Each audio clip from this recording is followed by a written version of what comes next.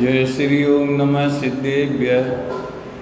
नमो अरहंताणं नमो सिद्धाणं नमो आयर्याणं नमो वज्झायाणं नमो लोये सर्वसाहुणं नमः समयसाराय स्वानुभूत्या चकासते चित्स्वभावाय भावाय सर्वभावान्तरच्छते अनन्तधर्मणस्तत्त्वं पश्यन्ति प्रत्यगात्मनः अनेकान्तमयी मूर्ति नित्यमेव प्रकाशताम् वन्दितु सर्वसिद्धे ध्रुवमचलमणोऽवमङ्गलिं पत्ते वोच्छामि समयपाहुड मिणिमोऽस्वि केवली मणिदम्।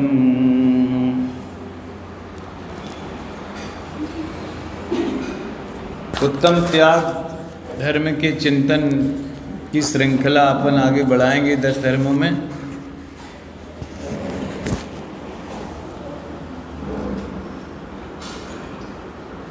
इधर कोई पाठ हो रहा है क्या? आवाज़ आ रही कुछ? अच्छा अच्छा। समय सार ग्रंथराज के बंद अधिकार में हिंदी भाषा की अनुकूलता को देखते हुए आज प्रवचन में क्रम में परिवर्तन किया गया और 165 और 166 कलश पर पूज्य गुरुदेव श्री का प्रवचन 30 मिनट अपन ने सुना है। आगे का 30 मिनट अपन शाम को सुनेंगे।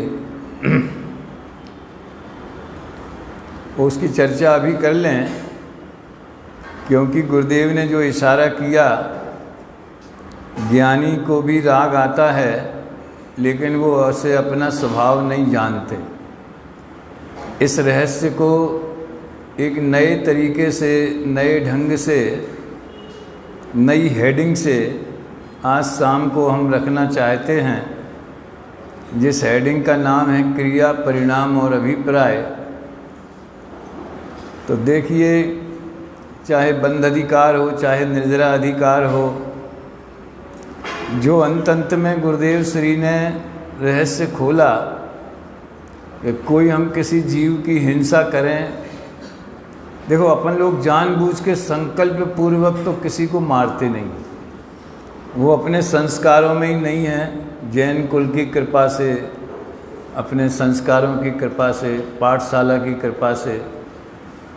लेकिन और जो हमारे धंधे व्यापार में, चलने फिरने में, खाने पीने में, मर्यादा रहित भोजन में जो हिंसा होती है, तो हम उसे हिंसा ही नहीं समझते। और कोई कहे कि नहीं नहीं इसमें भी हिंसा होती है, तो अब क्या करें, वो तो होती ही है। वो तो जिसकी आयु खत्म हो गई है वो तो मरेगा ही मरेगा। और आप तो क्रमबद्ध पर्याय वाले हो, होनहार अटल है, तो जब हमारे निमित्त से उसकी मृत्यु होना है तो हम क्या कर सकते। यानी हमारे अंदर जो प्रमाद भाव है, हम उसे स्वीकार नहीं करते, बल्कि उस प्रमाद भाव का पोषण करते। तो गुरुदेव ने अंत में कहा कि ज्ञानी ऐसे स्वच्छंदी नहीं होते कि हमने थोड़ी मारा है, वो तो अपनी योग्यता से मरा है। ये बड़ा संतुलन का काम है। जरा ज्ञान में दोनों पक्षों का यथार्थ संतुलन बैठना चाहिए। मैं तो समझता हूँ जैसे इस तरह के जो प्रवचन हैं, और मैंने 46वीं गाथा का भी आपको अभी नहीं तो बाद में कभी एक बार और सुने। उस गाथा में और टीका में ही कहा है, फिर गुरुदेव ने तो उसी का ही विस्तार किया है कि अगर हम ऐसा एकांत पकड़ लेंगे सर्वथा कि आत्मा और शरीर तो भिन्न भिन्न हैं, तो फिर जैसे भस्म को मसल देने से हिंसा नहीं होती है, वैसे मच्छर मारने से भी हिंसा नहीं होती। मरता ही नहीं है आत्मा, तो वो तो अमर है। और दूसरी पर्याय में उसको हमने तो और उसको ऊपर अच्छी जगह पहुंचा दिया, अच्छी जगह चला गया होगा। ऐसा श्रेणिक चरित्र में एक प्रकरण आता है, चेलना और श्रेणिक में कंपटीशन चलता था। श्रेणिक जो है वो बौद्ध मतानुयायी थे और वे बौद्ध धर्म की श्रेष्ठता और बौद्ध गुरुओं की महिमा करते रहते थे, और जो चेलना है वो उनकी परीक्षा ले करके उन्हें फेल करती रहती थी। इसलिए बौद्ध साहित्य में चेलना को छलना बोला है। वो छलना थी, वो छलती थी वो। तो एक बार क्या हुआ, तो उसने बौद्ध गुरुओं को भोजन के लिए आमंत्रित किया, और ये तो कहानी है, मुझे तो नहीं लगता कोई समझदार और सम्यक दृष्टि पुरुष ऐसा करता होगा। कवि को तो मूल प्रयोजन बताना है, प्रथमान योग की शैली को प्रथमान योग में ग्रहण करना चाहिए कि सम्यक दृष्टि भी ऐसा कर सकता है का उसको सिद्धांत नहीं बनाना चाहिए। किया होगा तो गलती है, कुछ चौथे गुण स्थान वाली ही तो थी। तो उसने सबके बाएं पैर के जो होते हैं चप्पल जूते वगैरह, उसको पाउडर करके उनकी कढ़ी में मिला दिए। अब ये सब आए जब बराबर, तो कहने लगी कि कहाँ गए कहाँ गए कहाँ, अरे तुम तो दिव्य ज्ञानी हो, ढूंढ लो। अब श्रेणिक हक्के बक्के रह गए कि ये क्या चक्कर है महाराज, ये लोग दिव्य ज्ञानी, तो देखो तुम ज़्यादा परेशान मत करो इनको, बताओ कहाँ हैं। अरे देख लेना, कहो इनके पेट में ही नहीं चले गए। तो सब समझ गए, और सुनते ही से सबको गिलानी हुई, और वो वमिट में निकले तो वो टुकड़े दिखे। ऐसा करते। तो इस तरह से वो परीक्षा किया करती थी। मैं तो देह और आत्मा की भिन्नता वाला उदाहरण देना चाहता हूँ कि उसने जब ध्यान में बैठे थे, वो ध्यान व्यान भी करते होंगे, तो जिस झोपड़ी में बैठे थे उसमें आग लगा दी, सब निकल के भगे। श्रेणिक ने पूछा क्यों किया है ऐसा। हमने श्रेणिक चरित्र पता नहीं कितने बार पढ़ा होगा सोनगढ़ जाने के पहले, और यही चीज़ें अच्छी लगती थी। सुदर्शन चरित्र, श्रेणिक चरित्र, सुकमाल चरित्र, श्रीपाल चरित्र, मंदिर में यही ग्रंथ थे। और ज़्यादा ऊंचे तो अपने को पता ही नहीं था, समझ में नहीं आता था। शेरडाला का भी नाम मात्र सुना था तो उसको पढ़ने में बड़ा आनंद आता था। और फिर वो उसने आग लगा दी, तो वे भागे। तो उनसे पूछा कि क्यों किया ऐसा। महाराज आप कहते हो कि जब ये लोग समाधि में रहते तो इनका आत्मा ऊपर परमात्मा में जाके मिल जाता है। तो हमने सोचा कि अगर इनके शरीर को जला दिया जाए तो वो वापस नहीं आएगा, तो परमात्मा में ही मिला रहेगा। तो हमने तो उन्हें मोक्ष प्रदान किया। ऐसे कितने ही स्वच्छंदी लोग, उसने तो परीक्षा के उद्देश्य से कही थी, लेकिन स्वच्छंदी लोग कोई जीव मर जाए तो हमने तो इसे मोक्ष दिला दिया, इसे दुखों से मुक्त हो गए। तुम्हें कर दें मोक्ष, तुम्हें भी मोक्ष दिला दें। बोलो अपने लिए तैयार हो कि सब दूसरों के लिए हैं। पुरुषार्थ सिद्धोपाय में हिंसा अहिंसा के बारे में 8-10 तर्क प्रश्नोत्तर जिसे अहिंसा के भंग बोलते हैं, वो बहुत जोरदार हैं। वो उसमें एक तर्क ऐसा है, यदि एक शेर 100 हिरण को खाता है और हमने उस शेर को मार दिया, तो 100 गायों को 100 हिरण को बचा लिया कि नहीं बचाया। ये तो हमारी करुणा है कि हम मारने वाले को मार रहे। समझ में आया ना, ऐसा तर्क उसमें दिया है। तो अमृतचंद देव ने जवाब दिया कि मारने वाले को मारने में पुण्य है, हिंसा है, पक्का साइन कर दो, वो क्या बोलते स्टम्प पे, पक्का है ना, बदलोगे तो नहीं। तो तुम्हें मार दिया जाए तो कितने शेर बच जाएंगे। ऐसे ऐसे सरल बुद्धिगम्य बोधगम्य प्रश्नोत्तर अपने ग्रंथों में हैं। एक ये धारणा है कि ये ग्रंथ बहुत ऊंचे हैं और बहुत सूक्ष्म हैं और हमारी समझ में नहीं आते हैं, अरे ठीक है, संस्कृत व्याकरण वाले जो हैं, संस्कृत निष्ठ हैं, वे नहीं आए भले, लेकिन अब रत्न श्रावकाचार्य है, प्रसाद सिद्धूपाय है जी, तो सब बहुत सरल भाषा में ही लिखे गए। हिम्मत करना चाहिए। एक दफ़े रस लग जाए स्वाध्याय का, उसे ऐसा महसूस होगा कि हमने अपना अब तक का जीवन पानी में ही खो दिया, व्यर्थ खो दिया, ऐसा लगेगा है। ठीक है, तो ये गुरुदेव के प्रवचन अगर लोग सुने कि ज्ञानी ऐसे स्वच्छंदी नहीं होते कि नहीं नहीं हमने नहीं मारा, वो तो अपनी आयु से मरा है, तो क्या होते? एक तो वे कोशिश करते हैं कि उनके जीवन में जो अनिवार्य हिंसा है वो भी कम होवे। जो एक दूसरे सत्कर्म होते हैं ना, गृहस्थी के आरंभ परिग्रह के, चक्की है, चूल्हा है, उखरी है, बुहारी है, अब तो सब मशीन है, ऑटोमेटिक है, बाजार का आ गया। अब उनने वो भुना पिसवा दिया होगा कि क्या कर दिया होगा, मसाले कैसे पिसे होंगे, उसमें कितनी मिलावट की गई होगी। अभी एक बड़ा अच्छा प्रयास अपने समाज में चालू हुआ है, संपूर्ण समाज में, मित्र पक्ष में भी। वो जबलपुर में एक चली है ना स्कीम, पूरी बोलते, क्या बोलते हैं, पूरी मैत्री, हाँ हाँ। और गुना में है अपना एक कोई साधर्मी, एक इंदौर में है वो संजय सिद्धार्थी। वे लोग ये बिल्कुल गारंटी से आपको शुद्ध पापड़, शुद्ध मसाले, शुद्ध जैन आचार के अनुकूल उनका व्यापार उसने चालू किया है। तो मैं तो ऐसे लोगों को धन्यवाद देना चाहता हूँ कि जिसे कुछ न कुछ करना तो है ही, धंधा व्यापार करना है, आजीविका चलाना है, तो जिसमें हमारे साधर्मियों को बिना मिलावट के और शुद्ध चीज़ें मिलें, और जो उसमें कमाएगा सो कमाएगा, मेहनत करेगा सो कमाएगा। ले हमें तो शुद्ध, हम अपने आजकल अपने लोगों से खुद का करना तो कुछ होता नहीं, इतनी नाजुक काया हो गई कि अपने हाथ से कुछ होता नहीं। तो इसलिए ये साधन डेवलप हो रहे हैं।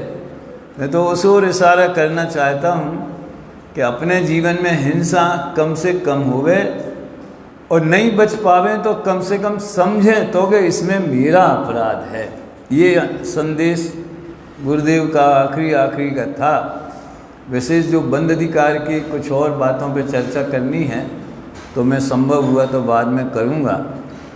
आज का क्रम अपना उत्तम त्याग धर्म के ऊपर चर्चा करना है, और वो मूल तत्व की बात जो है वो जब तक समझ में न आए तब तक हमें त्याग के बारे में भी मिथ्यात्व ही बैठा रहता है।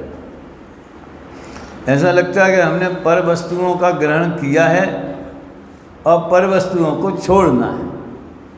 और बहुत से लोग ऐसा कहते भी हैं, वो गलत भी नहीं है, कि जैन धर्म त्याग प्रधान संस्कृति वाला है। यहाँ छोड़ने वाले की पूजा होती है, ग्रहण करने वाले की नहीं होती।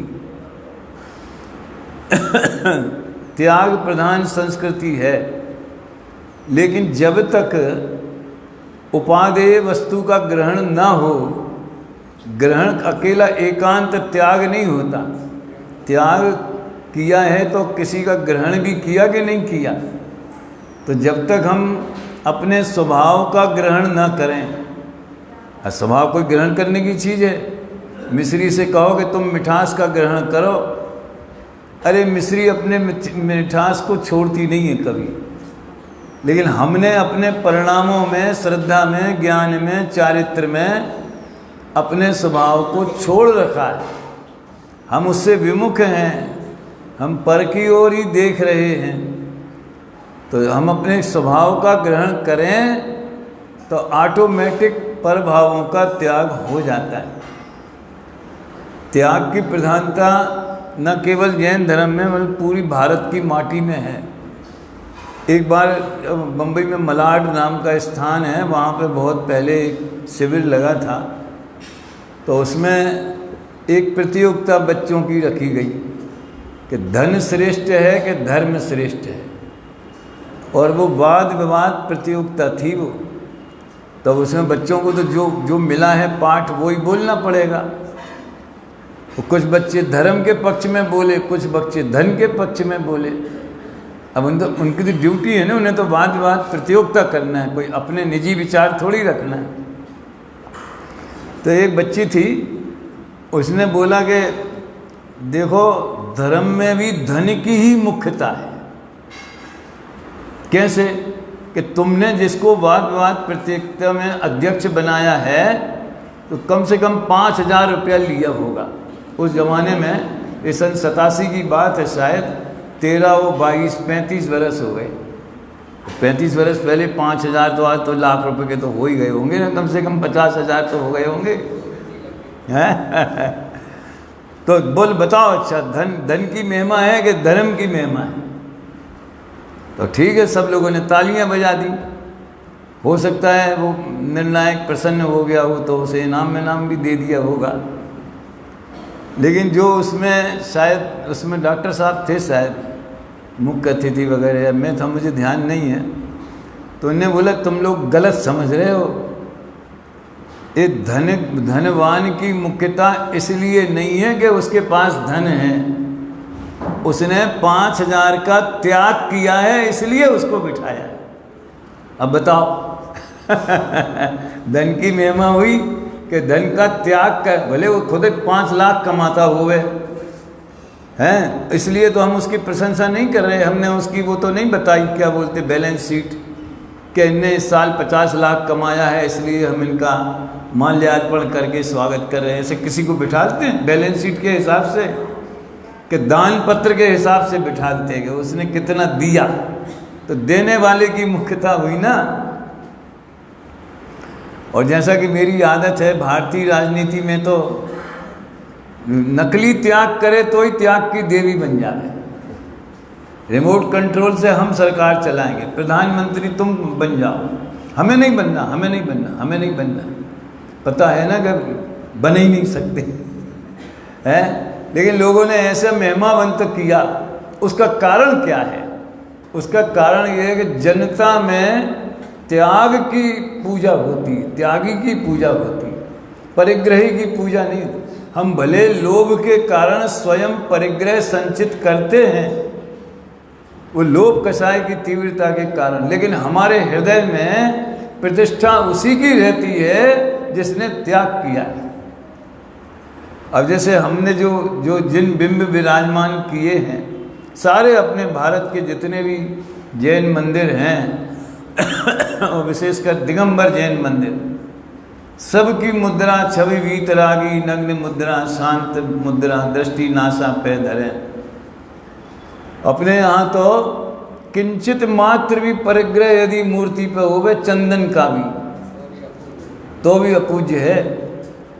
वो बनारसी दास जी ने लिखा है शायद, जिन प्रतिमा जिन सार की कही जिनागम माय, किन रंच मात्र दूषण लगे, तो क्या है, पूजन योग्य नाय। तो जिन प्रतिमा नाय, वो जिन प्रतिमा ही नहीं, तो ये किसकी महिमा है?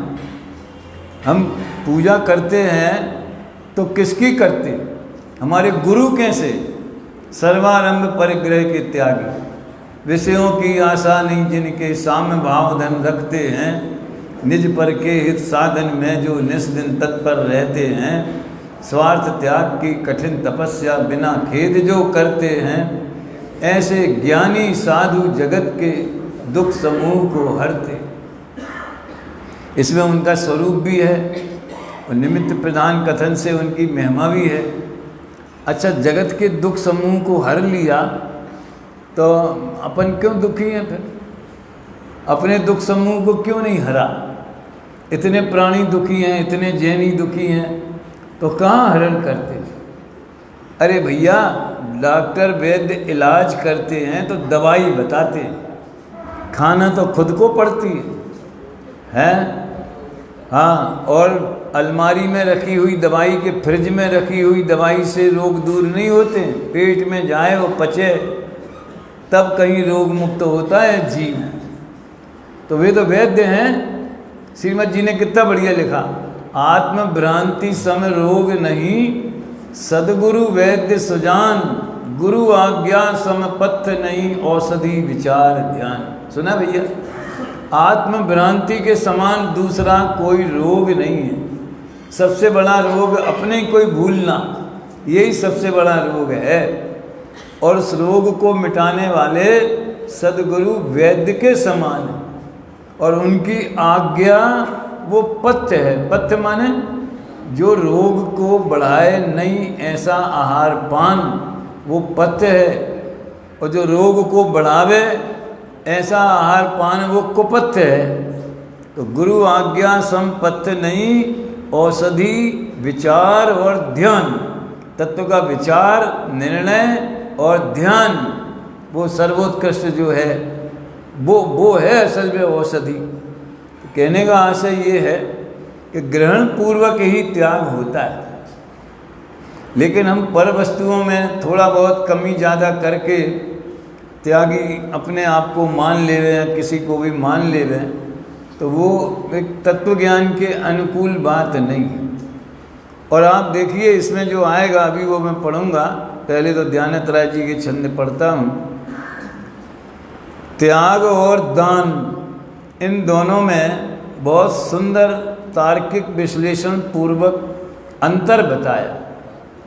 धर्म के 10 लक्षण पुस्तक में वो विषय आया। मेरे ख्याल से उसके पहले समाज में ये चर्चा ही नहीं थी कि त्याग जुदी चीज़ है और दान जुदी चीज़ है। वो त्याग धर्म के दिन, दान की अपील, समझ में आया ना। अब और दूसरा कोई प्रसंग बनता ही नहीं। तो अपने यहाँ तो बीमारी बहुत कम है, केवल सूचना दे दी। लेकिन जगह हम तो अपने गांव में देखोगे पर्चा रखा रहता था, वो पेन कागज था, उसमें जो आए सो आप लिख दो भैया। साल भर का खर्चा मंदिर का वो त्याग दान के दिन इकट्ठा किया जाता था। दान कोई बुरी चीज़ नहीं है, दान भी श्रावक का कर्तव्य है। बिन दान श्रावक साधु दोनों लहे नाही बोध को।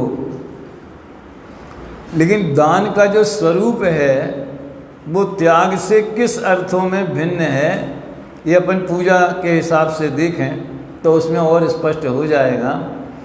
उत्तम त्याग कयो जग सारा,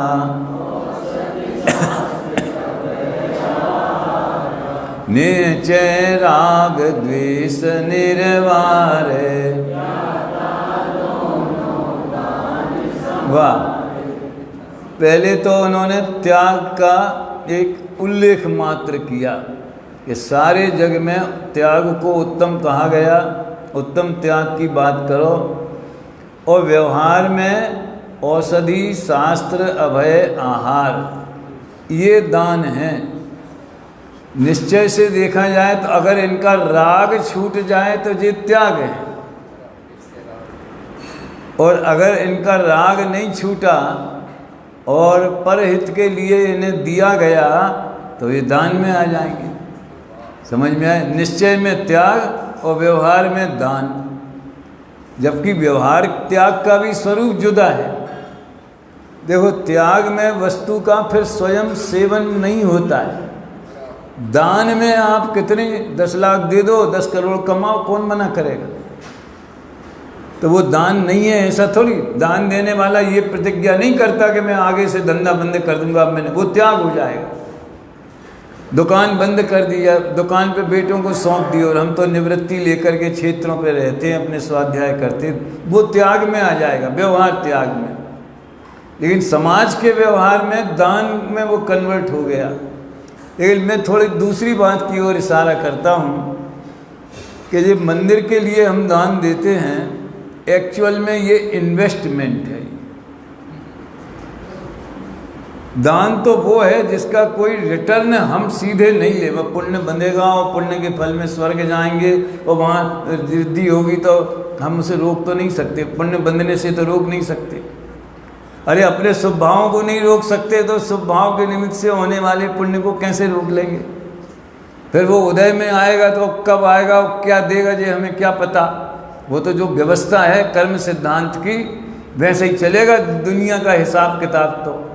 तो आप दान के फल में इसी भाव में भी फल जाए और अगले भाव में भी फल जाए, कोई उसमें ज़्यादा आश्चर्य की बात नहीं है। समझ में आया ना? तो वो औषधि दान, तो उसके फल में ऐसा पुण्य बनता है कि आपको निरोग शरीर मिले। आहार दान उसके फल में, और आहार के पात्र कौन?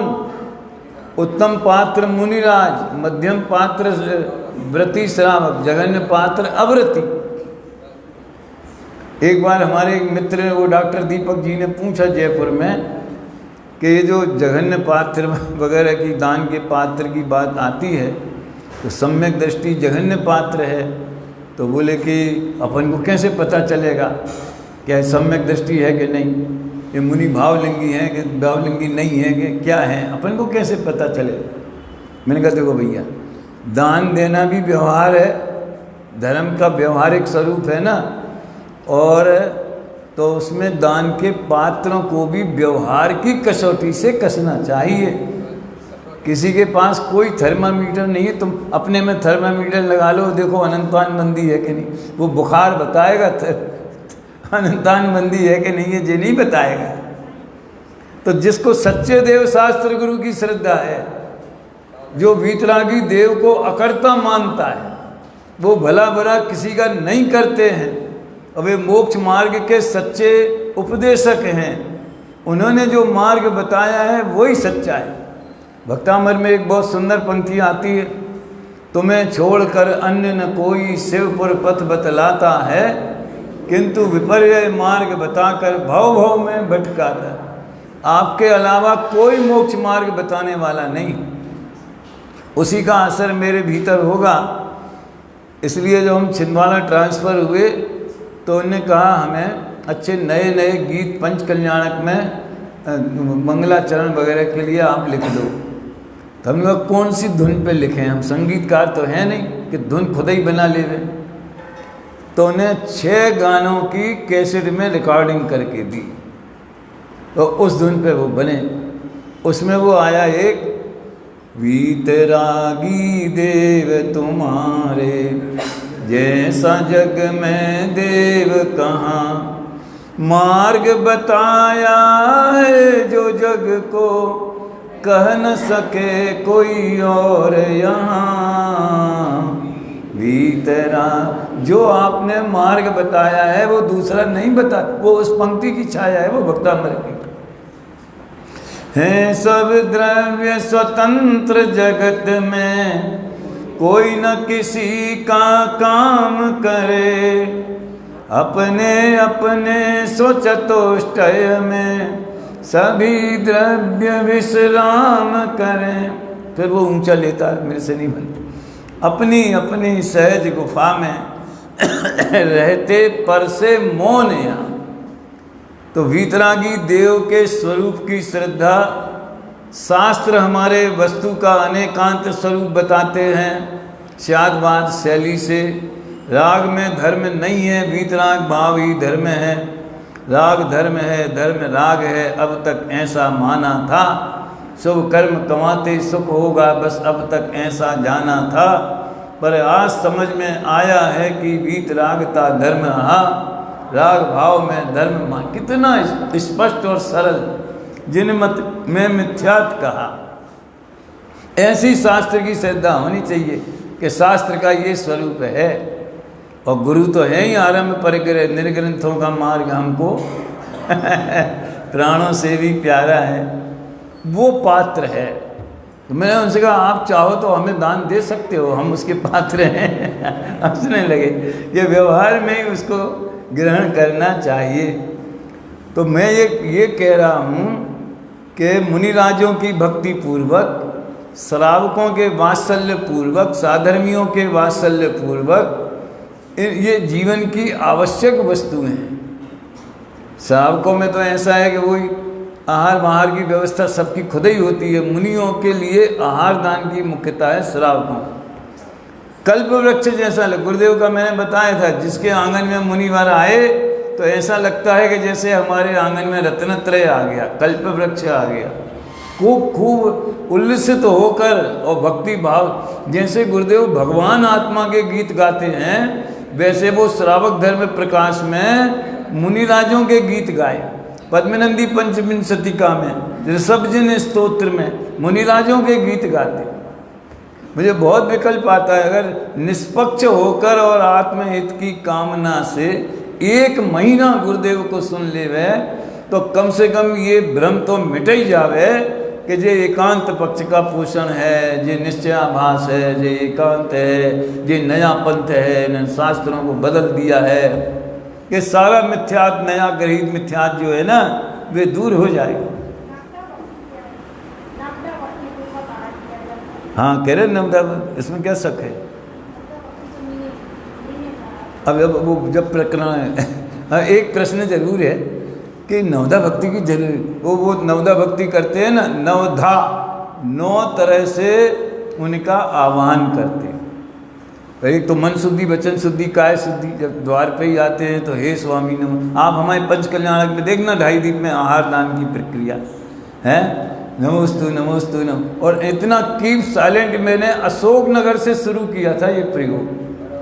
नमोकार मंत्र निरंतर पढ़ते रहने का प्रयोग अशोकनगर से चालू किया था, और फिर सभी ने, वो मुझे ही बहुत अच्छा लगा, तो मैंने तब से 25 सालों से वो आहार मुनिराज पधारे और इधर सब लोग शांति से, इतना पिन ड्रॉप साइलेंट वातावरण पूरे पंडाल में कम से कम आधा घंटे हो जाता है।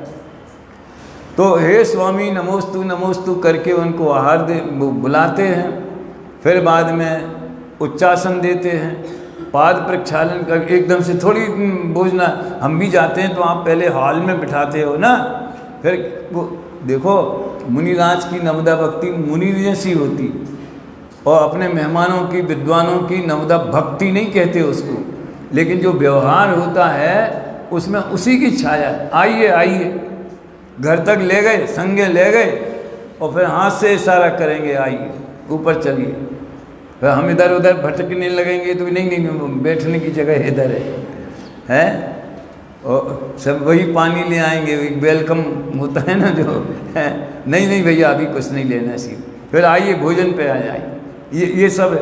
तो उच्चासन करना, पाद प्रक्षालन करना, पूजन करना, और फिर भोजनशाला में प्रवेश कर। हमारे घर में हुए हैं, हमारी माँ वगैरह ने दिए हैं, हमने देखे हैं सब। ऐसा इसी माटी के हैं भैया, कोई गुजराती माटी नहीं है हमारी समझ में आया ना? तो हे स्वामी नमोस्तु नमोस्तु नमोस्तु। मन शुद्धि, वचन शुद्धि, काय। सच्ची बताओ ईमानदारी से, मन शुद्धि काय शुद्धि होती है?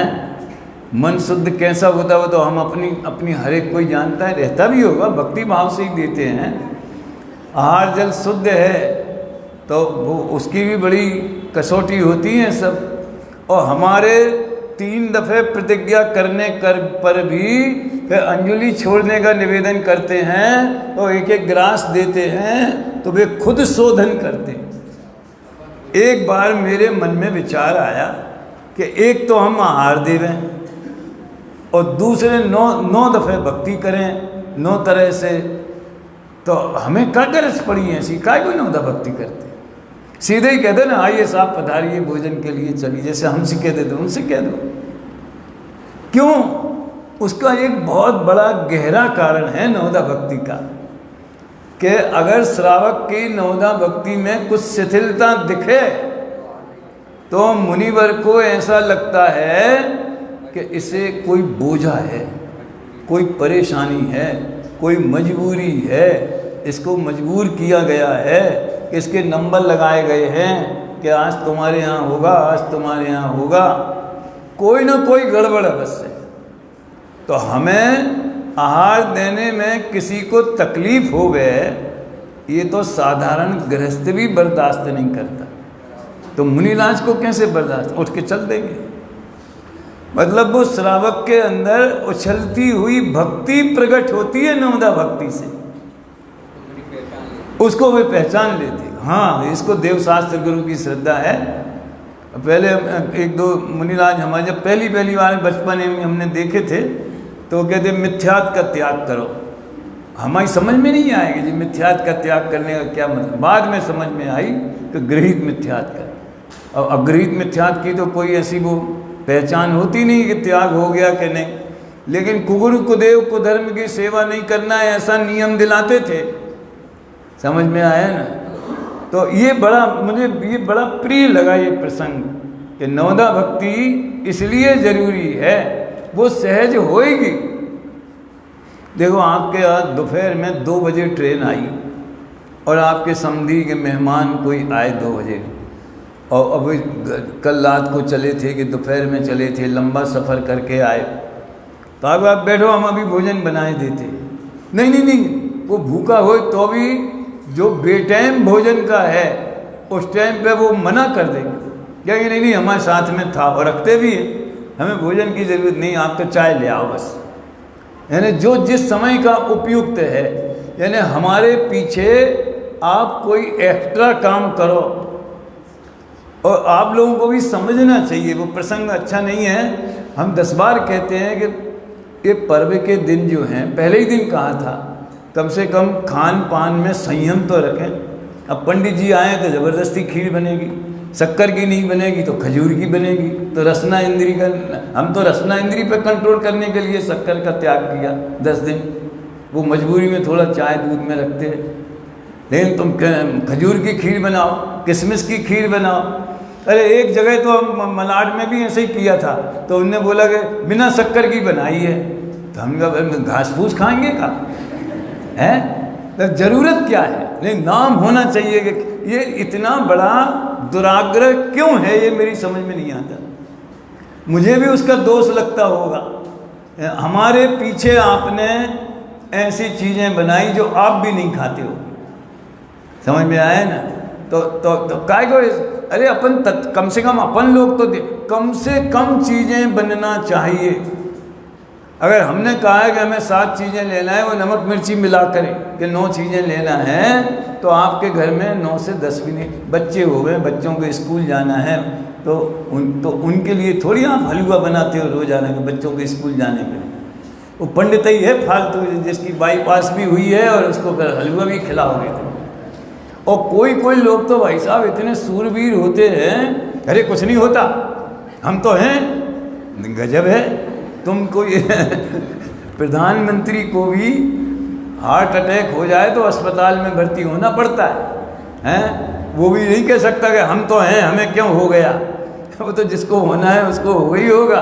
कम से कम अपन भोजन कैसा बढ़िया जो साधना में अनुकूल हो, प्रमाद उत्पन्न नहीं करे साधना में। इसलिए आप हमें शुद्ध सात्विक समझ लो, बहुत ज़्यादा वो चिकना चुपड़ा नहीं, ऐसा भोजन विद्वानों को दें और विद्वान भूख से कम करें, तब उन्हें नींद नहीं आएगी और वो स्वाध्याय करेंगे। और आज सीडी में क्या चलना है सो बताएंगे। उत्तम त्याग कयो जग सारा, निश्चय राग द्वेष निर्वारे, दोनों समारे कूप जल सम दरव घर में परिणया।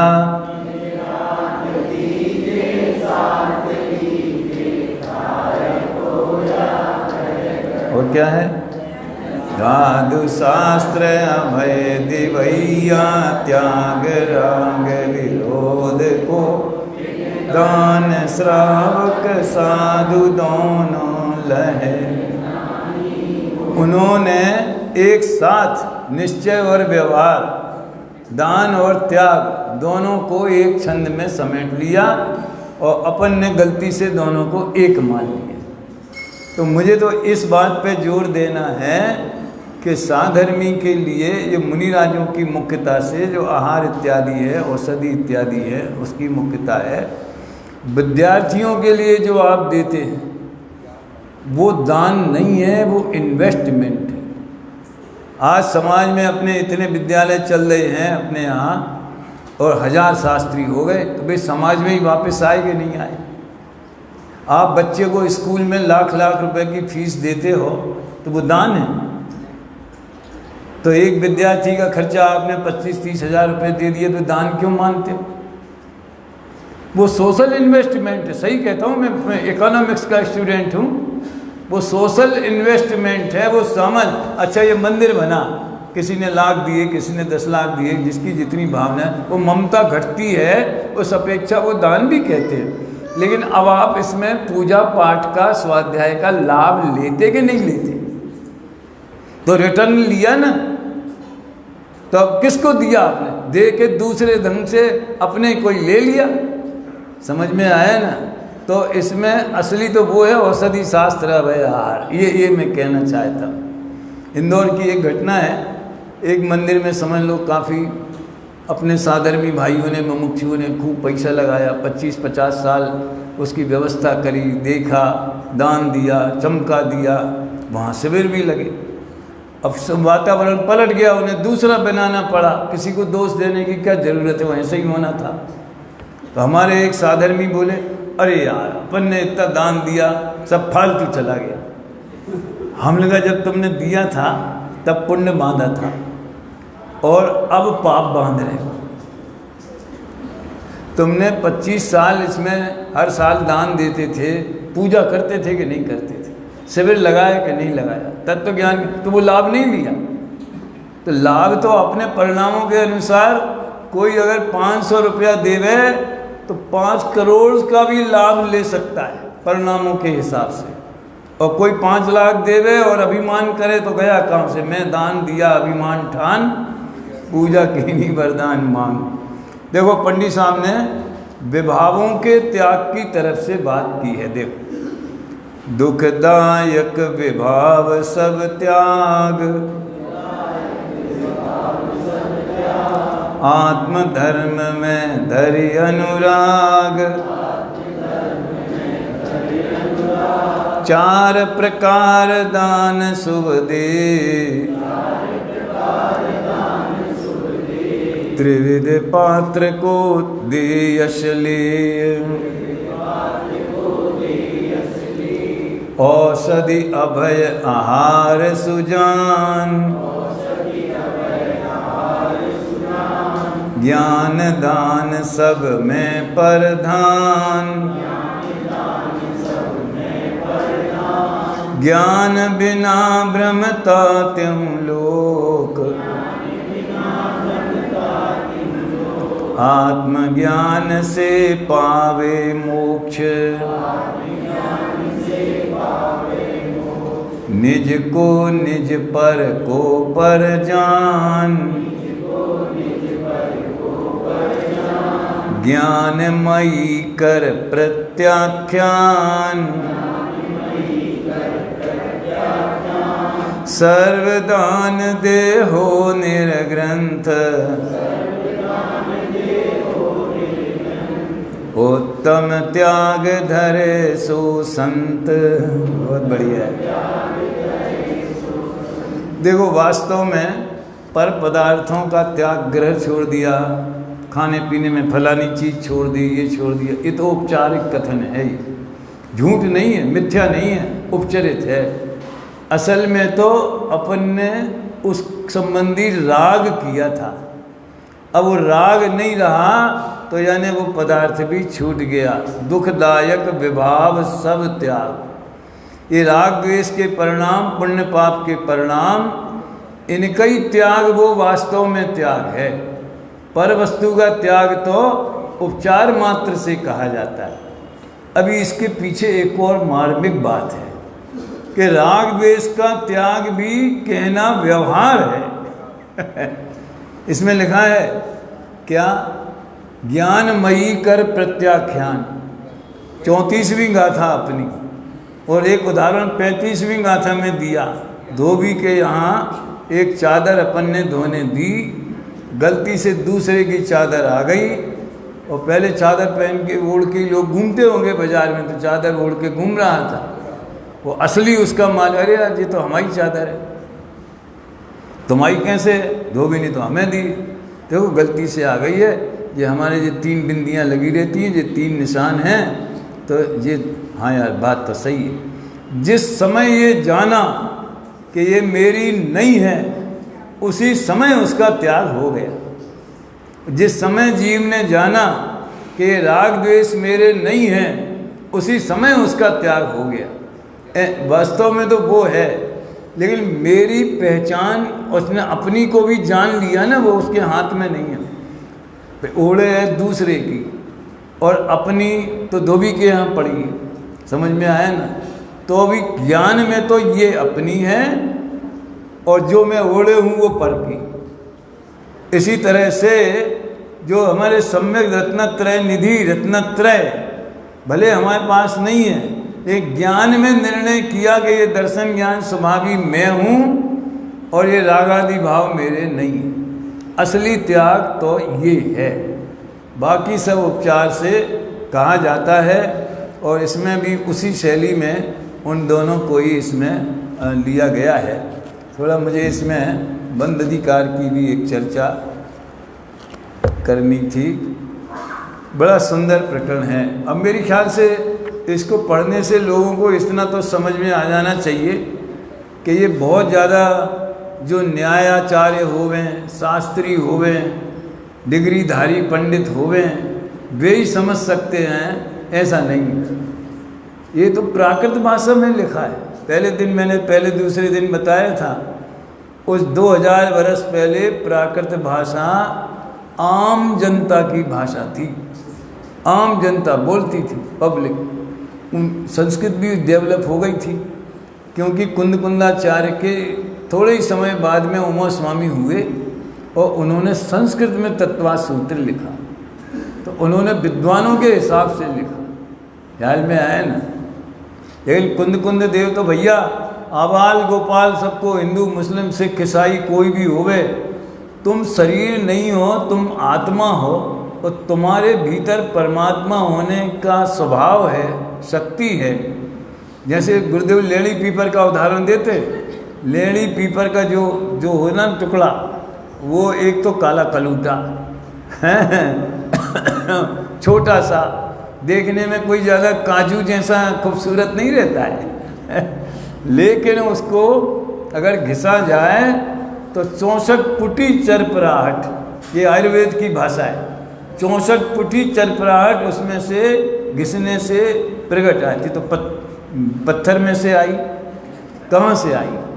उसके अंदर थी, वो बाहर प्रकट हुई। इतनी सुंदर बात कि तू भी स्वभाव से परमात्मा है और पर्याय में परमात्मा बन सकता है। ये किसको समझ में नहीं आएगी मुझे बताओ। अपन हिंदी में बोल रहे हैं तो हिंदी वाले ही समझेंगे, फिर उसमें जाति भेद पंथ भेद कि बच्चियों को नहीं आएगी, कि महिलाओं को समझ में नहीं आ सकती, कि पुरुषों को नहीं आ सकती, कि ब्राह्मणों को नहीं आएगी, कि शूद्रों। कौन है जो चांडाल को सम्यक दर्शन हो गया? कल बात सब बताया था ना मैंने, है हाँ, चांडाल सम्यक दृष्टि हो सकता है। तो आज जिन्हें अपन दूसरे शब्दों से कहते हैं, कोई आदिवासी है, कोई दलित है, कोई फलाना है, कोई कैसे ही हो गए, भगवान आत्मा है कि नहीं, संगी पंचेंद्रिय है कि नहीं। तो अगर उसमें समझ लीजिए तीव्र कषाय नहीं है, सत्य सुनने की जिज्ञासा है, तो हर आदमी समझ सकता है। और ये बात जो है वेद विज्ञान की और वीतरागता की, इसमें कोई पंथवाद नहीं है, कोई संप्रदायवाद नहीं। आपने गुरुदेव के प्रवचनों में बार बार सुना होगा कि जैन धर्म ये बाड़ो नथी है, वाड़ा नहीं है, संप्रदाय नहीं है। तो क्या है? भगवान के सामने, गंधर्वों के सामने, इंद्रों की हाजिरी में भगवान ने जो बात कही है वो है। और इतनी बात तो आप सब जानते ही हैं कि समूह शरण में मनुष्य भी आते हैं, देव भी आते हैं, तिरंची भी आते हैं, नार की नहीं आते। तो अच्छी बात है, एक तो वे आ सकते नहीं हैं और आ जाएं तो वही नरक खाना मचा दे रहे हैं। अब उनका कुदरत ने ऐसी व्यवस्था नहीं की। इन तिरंचों में शाकाहारी भी आते हैं, मांसाहारी भी आते हैं, हाथी भी आता है, नेवला भी आता है, खरगोश भी आता है, मेंढक भी आता है, चिड़िया भी आती है और शेर और बाघ भी आते हैं। आश्चर्य की बात, प्रभु के दरबार, और सब अपनी हिंसक वृत्ति को भूल जाते हैं। हमेशा मैं पंच कल्याणक में, जब उसके पहले मुझे ड्यूटी दी जाती, जहाँ पर्दे पे केवल ज्ञान कल्याणक होना है ना, समूह शरण की रचना, तो मेरा गारंटी से मेरा उसके पहले पौन घंटे का प्रवचन होता है, ताकि उधर अंदर विधि चलती रहती। तो मैं एक बात कहता हूँ भैया, और तत्वज्ञान और भेद विज्ञान और स्वानुभव की बातें तो सचमुच में बहुत कीमती हैं, बहुत उच्च कोटि की हैं, अपनी पकड़ के बाहर है ऐसा नहीं है, लेकिन रतन तो रतन है। लेकिन इतना ही सीख ले गए कि सब जीव अपना आपस का कुदरती बैर विरोध जो है, आर्टिफिशियल नहीं। एक भाई ने दूसरे भाई के ऊपर मुकदमा कर दिया कि उसकी ज़मीन जायदाद ले ली तो बैर हो गया, ये आर्टिफिशियल है। लेकिन सांप और नेवले का बैर है, समझ में आया ना। और कुत्ता और बिल्ली का बैर, बिल्ली और चूहे का बैर, जो उसने किसी एक दूसरे की ज़मीन जायदाद नहीं लूटी है। लेकिन प्रकृति तो जाति विरोध, जिनमें स्वभाव से ही, जिनकी पर्याय का स्वभाव है दूसरे प्राणियों से बैर होना, वे भी भूल जाते हैं अपना बैर। और भगवान की वाणी एक रस हो करके, एकाग्र चित्त हो करके सुनते हैं। वो बिल्ली के बगल में चूहा बैठता है, शेर के बगल में गाय। अपने तो वेदियों पे वो चित्र लगाया जाता है कि शेरनी का दूध जो गाय का बछड़ा पी रहा है, और गाय का दूध वो शेरनी का बच्चा पी रहा है। अपन ने तो इसको प्रतीक बनाया है तीर्थंकर के पुण्य प्रभाव का, उन जीवों के परिणाम ऐसे बदल जाते। जरा सोचे हमारे परिणाम कैसे। वे आएंगे तो हमने आएंगे, और हमें बुलाना हो तो आप उन्हें मत बुलाओ। ऐसे कितने प्रसंग बनते अपनी समाज में हैं। पहले तो भैया 14 के दिन हिसाब किताब होता था, अच्छा हुआ वो परंपरा बंद हो गई। अब तो कायदा तो ये है कि पूरा आप बैलेंस शीट लिख के कागज़ पे टाइप करा के चिपका दो, जिसको देखना हो तो देख ले, पूछना हो तो। मंदिर में कोई चर्चा हिसाब किताब की नहीं होगी, लेकिन एक ज़माने में होती थी, उसको कलह 14 बोलते थे।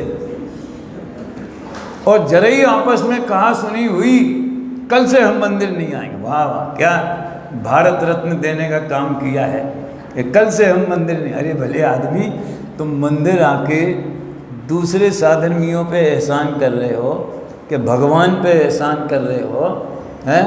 डॉक्टर अगर तुम्हें कड़वी दवाई दे देवे या महंगी दवाई दे देवे, कल से हम इस डॉक्टर के पास नहीं आएंगे, ऐसा कह सकते हो। ये तो 3 लोग के नाथ के पास में अपने आत्म हित के लिए आने का मार्ग है भैया। लेकिन क्या करे, अब स्वरूप ही ऐसा है जीव का। बस मुझे तो एक महार्घ पढ़ना है थोड़ा, 2 कलश। पर मूलक इन बहुभावों को एक समय में करूं विनष्ट, यह विचार कर सब पर द्रव्यों को निज बल से जाने भिन्न। ऐसा बंध अधिकार, बंध का कारण तो उपयोग भूमि में रागादि को स्वीकार कर लेना। ये बड़ा थोड़ा शास्त्रीय शब्द है।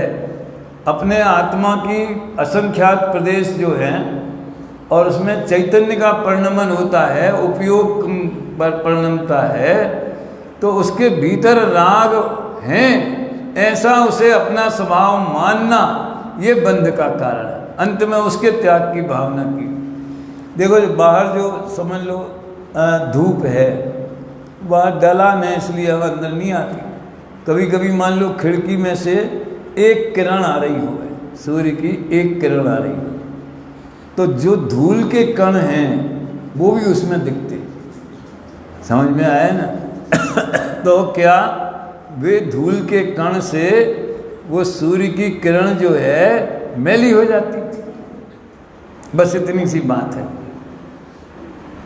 समझ में आया। बस इतनी सी बात है कि वो सूर्य की किरण जो है, वो चाहे कैसे ही धूल के कण उसमें दिख रहे हुए, लेकिन वो खुद मैली नहीं होती है, उसके अंदर कण प्रवेश नहीं करते। उसके अंदर दिखते जरूर हैं लेकिन प्रवेश नहीं करते। ऐसे हमारी ज्ञान ज्योति अज्ञानी की भी, मिथ्या दृष्टि की भी, ग्रहित मिथ्या दृष्टि की, आतंकवादी की, सोचो ये तीव्र कषाय जो आज जगत में दिखने आ रही है। देखो जैन धर्म एक सबसे बड़ा महान, सब जीवों को भगवान आत्मा है ऐसा देखो तो सबके प्रति वात्सल्य भाव होगा। पंडित साहब मतलब रविंद्र जी एक बहुत बढ़िया महामंत्र कहते हैं, सबको अपने समान देखो, समझ में आया ना, तो वात्सल्य प्रकट होगा। और अपने को सिद्ध समान देखो तो भव से तर जाएंगे। अपने समान माने मनुष्य पर्याय की अपेक्षा भी, और अंदर में तो सबके अंदर वही भगवान आत्मा विराजमान है ना। आप लोगों को पता नहीं है, गुरुदेव के हाजिरी में जो लोग नहीं समझते थे और कषाय भी तीव्र थी, पॉलिटिक्स भी बहुत चल, अंदर में सब जानते थे। ये जैसे राजनीतिक विरोधी है ना, जानते हैं कि मोदी सही काम करता है, उसके कारण भारत की बहुत प्रतिष्ठा बढ़ रही है। तो अभी मंच पे ये इसने बर्बाद कर दिया है, इसने ऐसा कर दिया है, नहीं तो फिर पब्लिक उन्हें वोट क्यों देगी? ऐसी पार्टी बंदी समाज में हो जाती है। अशोकनगर का तो डॉक्टर साहब बहुत सुनाते हैं समझ में आया ना। तो ऐसे ऐसे कठोर शब्द, अपशब्द चिट्ठियों में लिख करके उनके पास भेजे जाते थे। उनका व्यक्तिगत विरोध भी और उनके तत्व ज्ञान का विरोध तो करते ही करते थे, लेकिन एक शब्द भी कभी उनके मुख से किसी के बारे में कोई टॉइंटिंग, कोई तंज, कोई क्या ताना कसी के अपशब्द के ईंट का जवाब पत्थर से, क्या गजब। एक चौथे गुण स्थान वर्ती के अंदर कितना वात्सल्य, क्या रिएक्शन होता था उनका? भूले हुए भगवान हैं, भूलेला भगवान छे, जामे जितनी बुद्धि है उतनो दे बताए, बाको बुरो न मानिए और कहाँ से लाए। ऐसी करुणा रस हमने खुद देखा है उनकी मुद्रा को, उनके मुख से ये शब्द सुने हैं। 20-20 दिन जाके रहते थे, तो जब पर्सनल वो बैठते थे स्वाध्याय के दोपहर के भोजन के बाद में या पहले, तब तो देखते थे, सुनते थे, बात करते थे। कम से कम इतना ही सीख ले में अपन, समझ में आया ना, इतनी ही शिक्षा ले ले में। तो उसके त्याग की भावना वो उनने इसमें बताई है। पूर्ण एक संवेदनमय अतिशय प्रवाह युत आत्म को, बंद विनाशक यह भगवान आत्मा निज में स्फूरित हो।